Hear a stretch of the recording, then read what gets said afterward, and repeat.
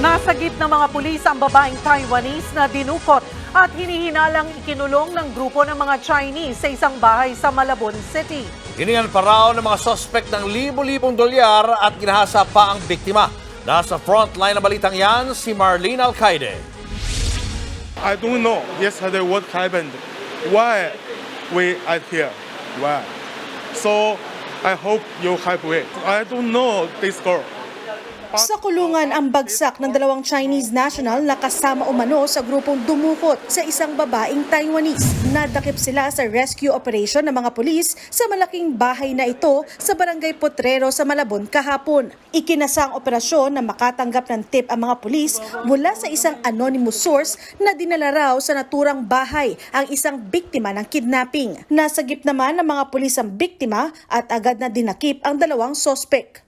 Sa pagdating namin doon, nakita namin yung babae doon sa second floor at nag-match po siya doon sa picture na binigay sa amin.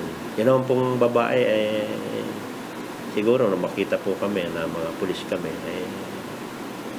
agad niyang itinuro yung dalawa na mga abductors niya. Base sa investigasyon ng Malabon Police, August 14 pa nandukutin ang babaeng biktima. Makikipagkita raw ito dapat sa isang kaibigan sa Malate, Maynila pero nasa 5 hanggang 7 lalaki raw ang sumalubong sa kanya. Pinaringan siya at saka dinala sa Malabon. Habang hawak ng grupo, paulit-ulit raw hininga ng malaking halaga na US dollars ang biktima. Aabot daw sa higit 124,000 US dollars o katumbas ng higit 7 milyong piso ang nakuha ng mga sospek sa babae. Ang biktima, ginahasa pa umano ng leader. Yun ang sabi niya po, yung nagpapadala siya dun sa pinaka-leader.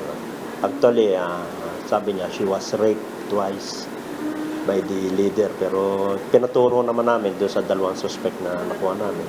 Wala naman doon po yung leader doon. Pero pina-medical exam na rin po namin siya.